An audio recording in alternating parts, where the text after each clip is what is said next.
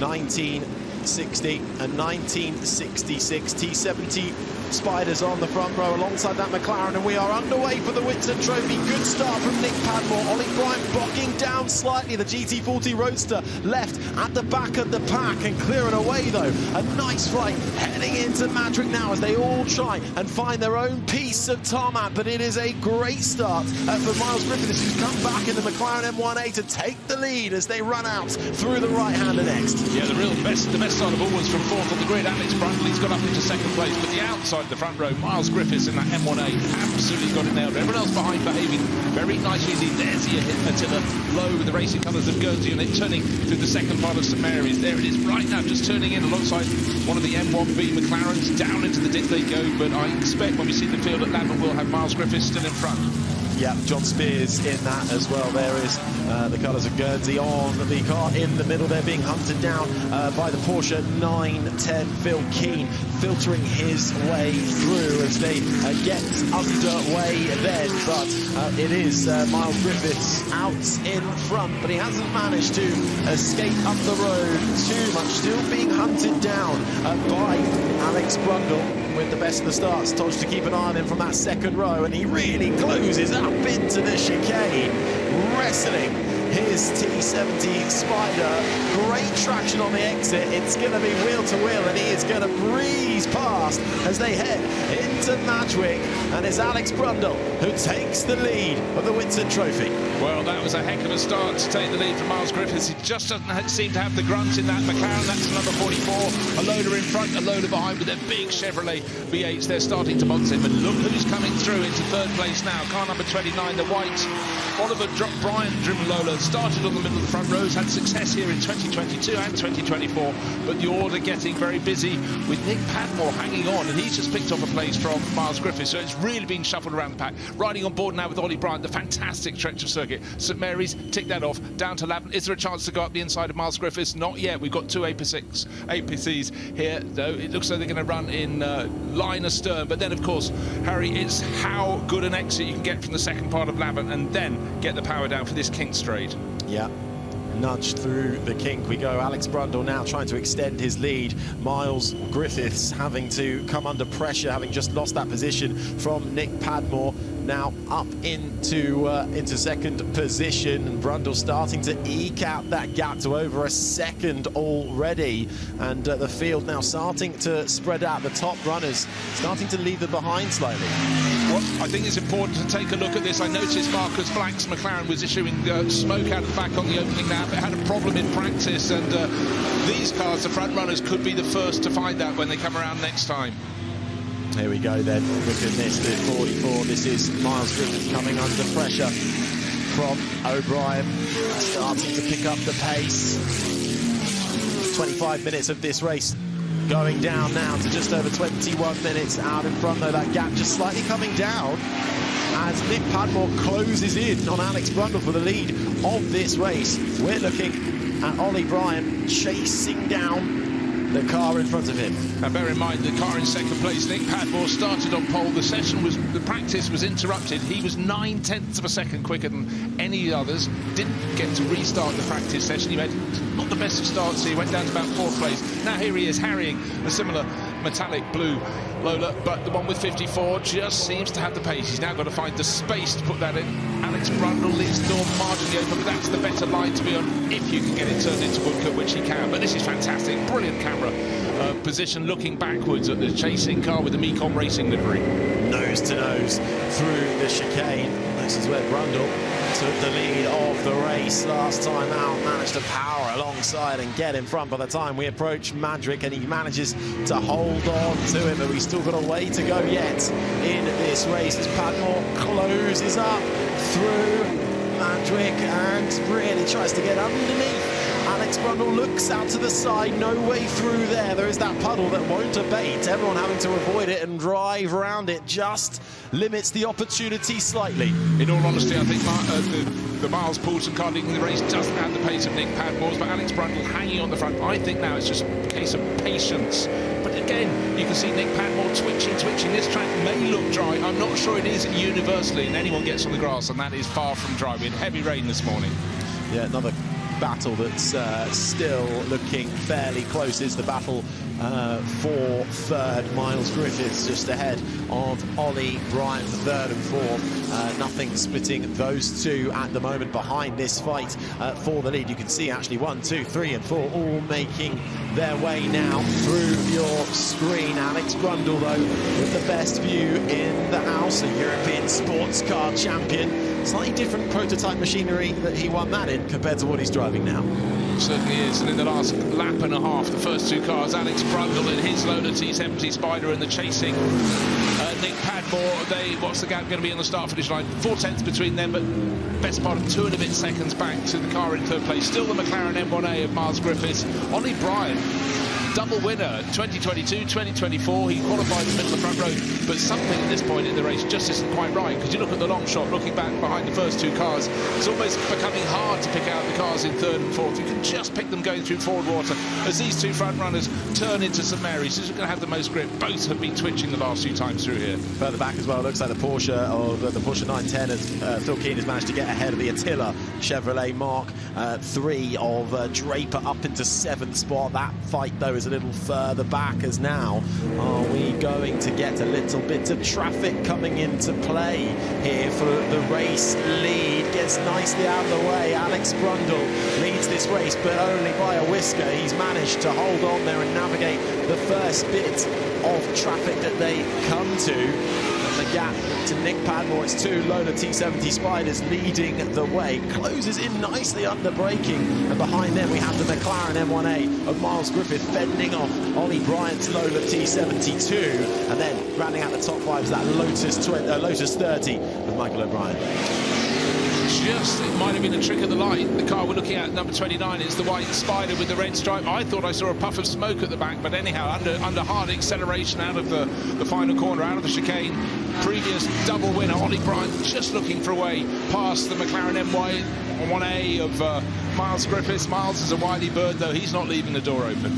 Not at all, but just seeing how hard they're fighting through every single corner. Flat out racing all the way in these sports racing prototypes from 1960 through to 1966, with a whole range of cars represented in the field, but right now the class of them being the Lola T70 Spyders that are out in front and leading the way. Here they are, Alex Brundle ahead of Nick Padmore. They've not been able to leave each other alone for the last few laps. No, they haven't. I think Nick Padmore just being a little bit patient. I reckon he's got a little more, a bit of a better lap time in. Bear in mind, he was 9 tenths of a second clear of the best of the rest in practice, but you know, not making a good start has really cost him. I think if he gets ahead of Alex Brundle, he might well be able to pull away, but as we saw last time, Alex has got plenty of grunt after the chicane. In fact, both of those cars smoking a little bit, possibly a bit of oil overfill. I think I just saw in the previous shot out the back, Miles Griffith in third, just absolutely sliding his McLaren out of the corner. He is right on the edge as well, trying to keep Ollie Bryant in the other Lola T70 at bay. But here we go then, another lap, and traffic is going to play its part. We're on board with the race leader currently, as getting out of the way is the 129 car. That's the Cooper with Keith Allers. Yeah, now what's happening this time is the fact that when they passed the first back markers, they were picking them off one at a time, going past the really unusual Ferrari-engined Lotus. I'll come back to that later, but here they're getting them in batches of 2 and 3. They're going past Matthew Word is Crossley. He's certainly seen Alex Brundle, and then goes to the outside at St Mary's to let Nick Padmore through. Who is next in line? Alex Brundle driving supremely well at the front of the race, but the poise from Nick Padmore, he's looking for that chance, but he's not going to jump too soon. He's got to wait for it. Little battle developing as well for 6th and 7th between the Porsche of Keane fighting John Spears ahead in the McLaren M1B. We're not seeing that at the moment. That is developing nicely. If you're able to keep an eye on that, we're going to stick with the race leaders. Neither putting a foot wrong at the moment, almost driving in formation. Alex Brundle, though, with a little bit of a switch on exit, but the chicane will come and save the day. Then is the drive out of the chicane. Can anybody catch a break? Either of these two has to have a bit of a swap on the steering wheel. Does Alex Brundle? Does that cost him any time? It doesn't seem to. Padmore right behind him, and it stays the gap under 0.3 of a second. I thought that was going to be the chance. A little bit of smoke still coming at back of Brundle's cars. Look at that, balancing, trying to control the sheer power of these cars. I thought the exit, which was a bit wide and wily from Alex Brundle, would cost him momentum, but once he got it straight, that car has got some serious grunt. So, right, Nick Padmore's got to work out where to make the move. Into St Mary's, I wouldn't do that. He isn't in between the first and second parts. He's closing in. Don't hit the curbs too hard on the inside because they've been really quite greasy today, but not close enough to get up to have a look into the first part of lap or the second. But what we can't see as we look back from Brundle's race-leading car is what's up ahead. There's going to be traffic soon. There is less than 15 minutes already remaining of this race as we have a look at third place. This is the McLaren M1A of Miles Griffiths, who's put a little bit of daylight in between himself and Ollie Bryan, but not much. Still there fighting, waiting for the smallest of mistakes to happen. Yeah, when looking at the car in third place, that M1A, this was a car that probably facilitated modern-day Formula One McLaren team, because, of course, they started selling them big times in the States, selling them through Carl Haas. And then in 1966, the following year, of course, we had the Can-Am series, and McLaren cleared up in that. As we're coming out through the chicane, this is what we wanted, picture in picture. This is the man who is in the number 29 car, Ollie Bryan. See how fiercely he is operating those pedals as he tries to fight and keep up with third place man Miles Griffiths. That is absolutely fantastic. It is, you know, these cars actually have something you don't think about too much in racing. They've got an embarrassment of power, and it's a real case of trying to harness it, trying to keep it in check while keeping the cars as straight as possible. We've seen almost all of the front runners getting the tail out a little bit. It's really quite concerning for them, but they are so good. They bring it back on steering and on the throttle. Right, this is the battle for the lead, and now this is... Hold on, have we got Padmore ahead? Because we've got 22 behind, so Alex Yes, Brundle, the move has been made. Well, it's been shaping up. We'll just look for confirmation of that, but certainly looking forward from Brundle's car rather than back, and I think the move may have been made at St Mary's. Let's find out how, looking at the replay. Traffic was always going to have a role to play. And that was what did it, and coming through the left-hander, then Brundle losing all kinds of grip. It was one of the GT40s and the Roadster as well. They were trying to get through, and that was all the invitation Nick Padmore needed. He was right there. Let's have a look at it again. Coming through the left-hander, used a bit of curb for good measure.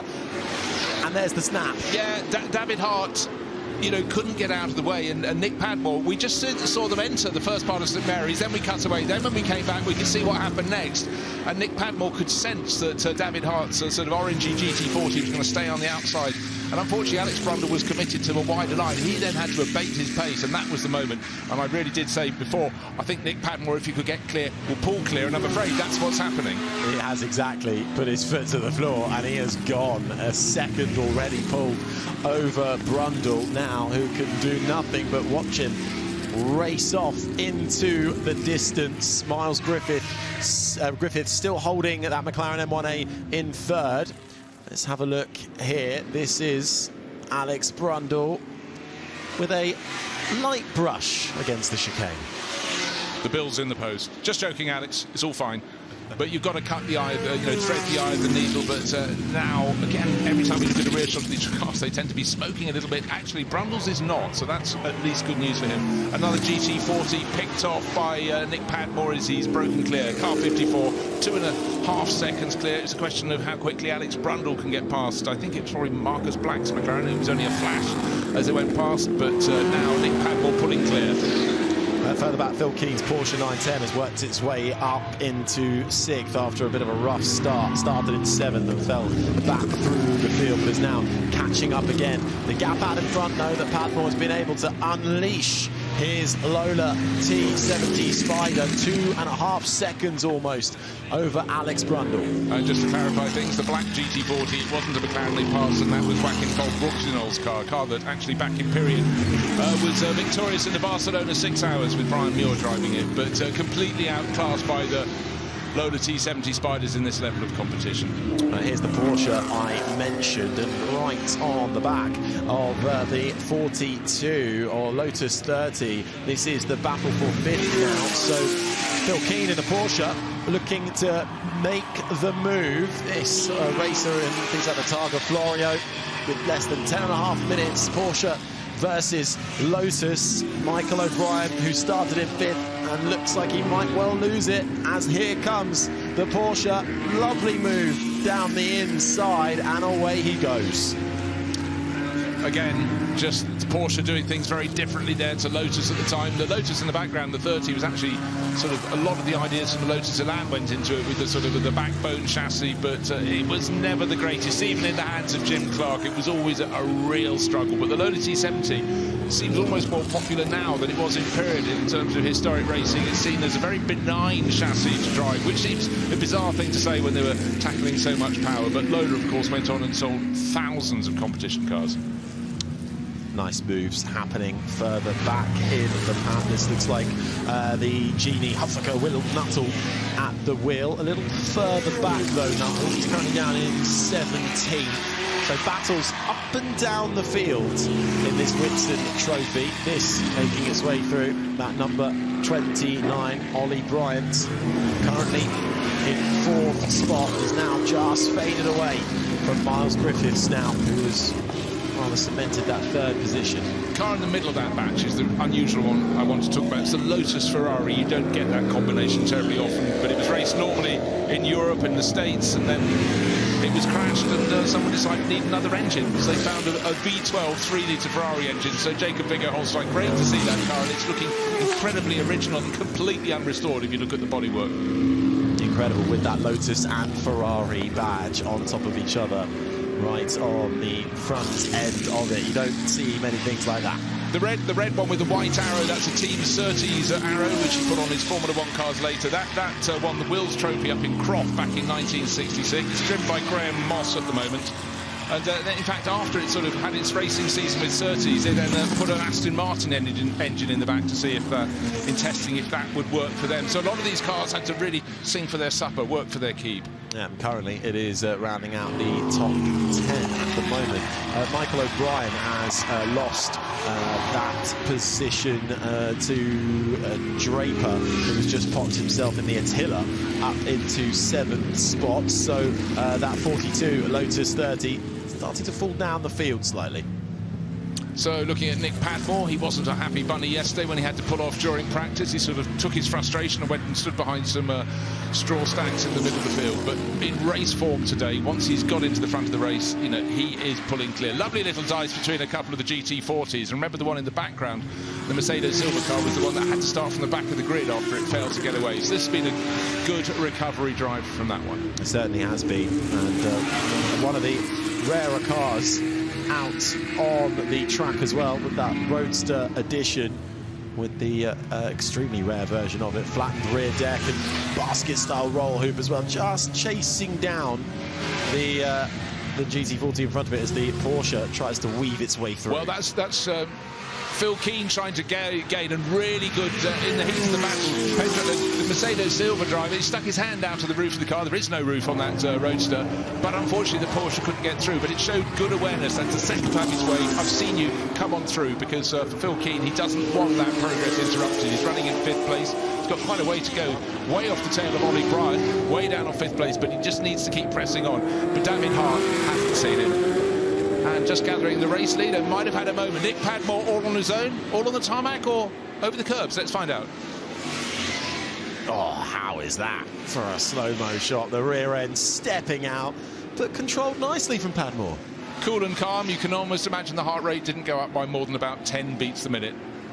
Gathered it all up in time for the chicane. What more do you need from Nick Padmore, leading the way now by almost 5 seconds once he was able to get through on Alex Brundle, who was doing a superb job to fend off the sister Lola T70 Spider that has now faded away. But the gaps out front starting to eke out, really. Miles Griffiths just a couple of seconds ahead of Ollie Bryant. Phil Keane now in 5th as this GT40 battle continues, and the Porsche weaving its way through. Quick dart to the inside, coming into Madrick.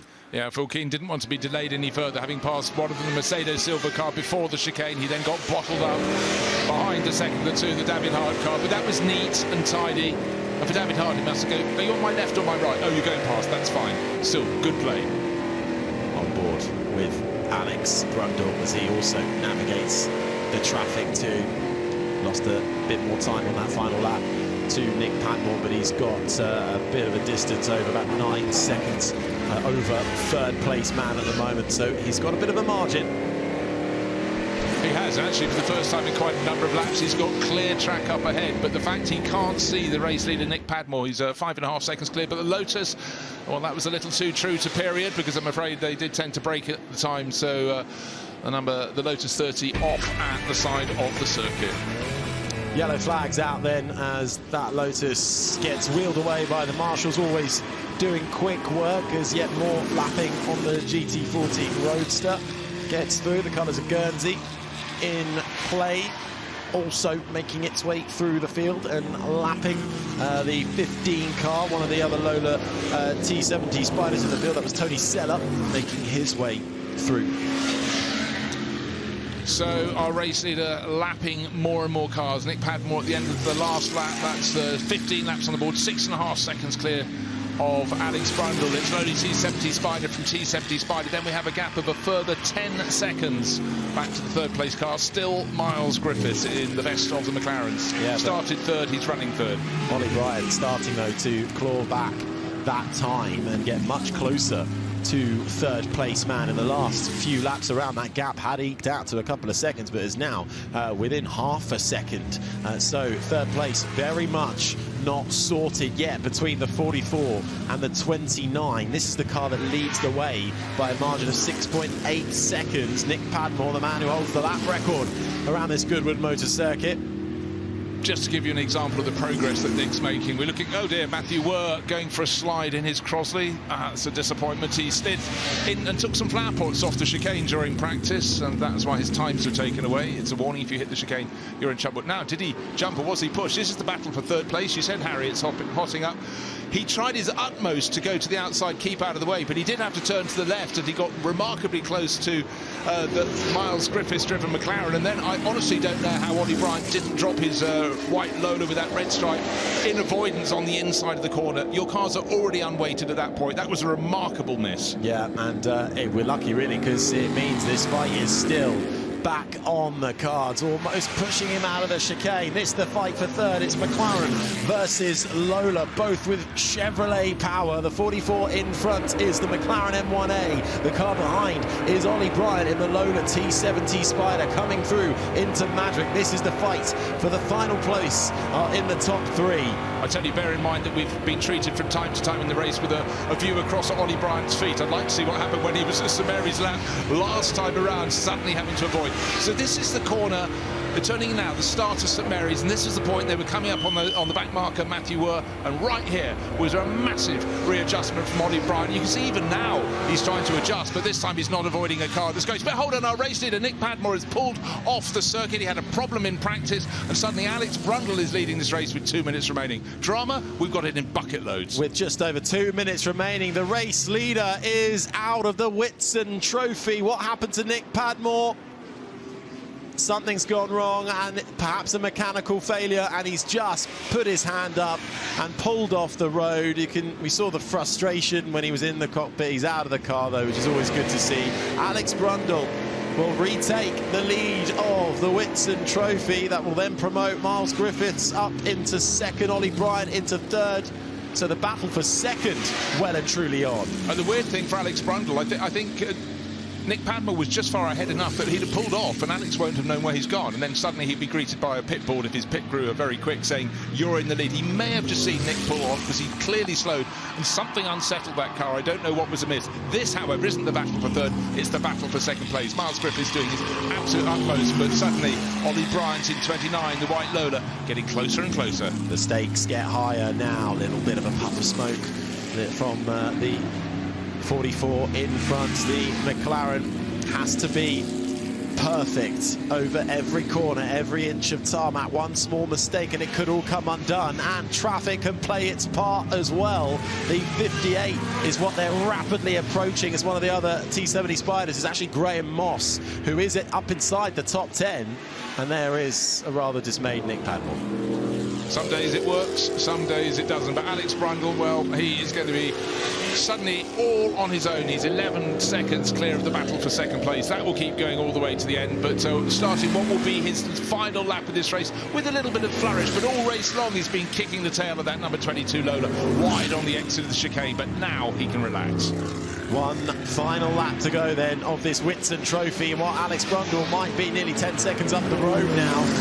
Nothing splitting second and third with just a few corners left to run of this Whitsun Trophy, which has entertained us from the start. These sports racing prototypes from between 1960 and 1966, a really nice diverse field, some of the loudest, some of the fastest machinery you will see all weekend here at the Goodwood Revival, and we have got one brilliant battle to the flag over second and third. Right, you are Ollie Bryant now, you're in third place here, you're looking at the tail of the McLaren M1A. You seem to have better handling when you're going through St Mary's every time.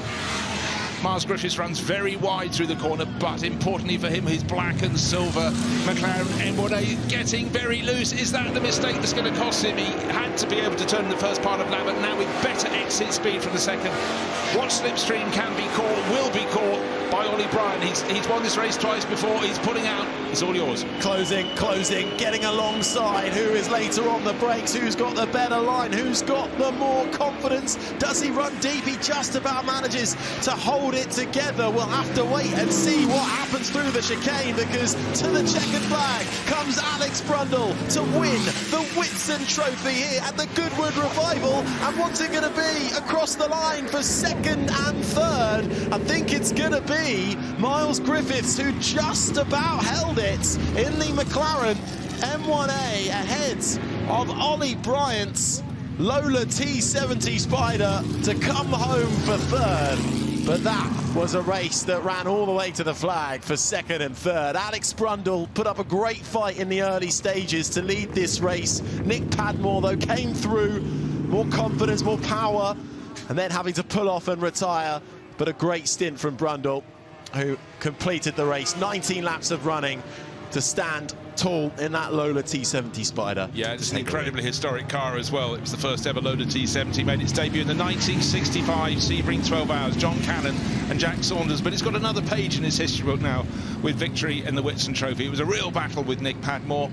Brundle ahead, Padmore finding his way through, then Padmore finding something wrong and pulling out when just a few minutes ago he thought that one was in the bag, but well done to Alex Brundle and the gang. Good run for the Porsche 910 as well. Phil Keane just outside the top three. Well, actually quite a way back outside the top three, but from 7th up into 4th for him. The Porsche plucking its way through the fields. And Alex Brundle then waving to the grandstands. We've still got more action to come later on this evening. The Sterling Moss Memorial Trophy. We'll see some closed cockpit GT cars in action. And a lovely touch. Nick Padmore had been leading, pulled off, and he took the time out to applaud the driver he had such a good battle with. So Alex Brundle going through. And there's a theory coming through. There may be a shortage of go juice in the car. Hearing news, he may have run out of fuel. Let's have a look. He's looking. Well, he's looking for power. He's sloshing it around. He's trying to get. So yeah, I think that's a very, very good call from the TV crew there, and that will be gutting. He'd done the hard work. He got 6 seconds clear, and then ignominy. And the race win lost then in the end. But for Alex Brundle then to take the win from Miles Griffith and Ollie Bryant. It's two T70 Spyders and a McLaren in the middle of the M1A. The Porsche 910 in 4th. The Attila finished in 6th, by the way. Good result for the Attila. The first of the Ford GT40s, James Cottingham, down in 9th spot, with a couple of cars not able to take the flag at the end of quite an enthralling race. It really is. I mean, Alex Brundle is always a fantastic interview, but I think this one is going to be supercharged when he gets to the feet of Ed Foster. He's never short for a word, but I think this one is going to be laced with emotion. I think it just might be a party of noise, colour, speed, and the man who mastered it all, the victor, Alex Brundle, pulls up, gloves off straight away. Looking forward to hearing from him. Alongside him, Miles Griffiths pulls up in that black with the white stripe, McLaren M1A, and Ollie Bryant just did to the left of us in the 29, the Lola T70 Spider. I'm sure there's the smile from Brundle. And we can hear from him straight away down on the grid with Ed. Alex, that was a lesson in it's not over until it's over, is it? Absolutely so, and I feel really sorry for Nick. He drove absolutely brilliantly, and he was out front in that one. I have no idea what happened to the car, but yeah, I gave him a wave on the way in. We'll take it really early in the development of this car, and I'm just delighted for Miles, the owner, who has popped me in it for the weekend. So thank you very much for that, and lovely to win for the first time with the Goodwood Revival. And a great battle at the start as well. It really was. Nick was quicker than me, solidly quicker than me. And I could tell that he was just biding his time and working out when he was going to get the move done. I did my absolute best, but then traffic just caught me out in the end. But it was good to have a good battle and nice to get some speed up, you know?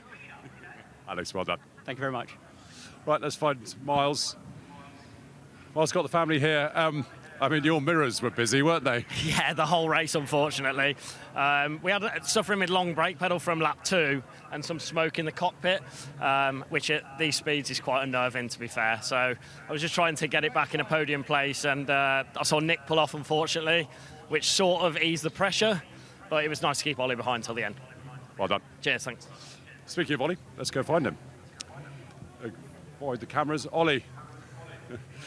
I mean, you used the full toolbox there, didn't you? Yeah, it was a disastrous start, but I knew I had my work cut out for me after that. But you know, it was great to see Nick go for the lead actually early on because his team did a great job changing the engine, and it's very sad to see him stop at the end. But had a good scrap with Miles, and you know, he got lucky with traffic some laps, and I got unlucky, and it was very, very close at one point with the yellows out the back. So you know, could have done with another lap as always, but you know, great to get back on the podium here. Well driven. Thank you.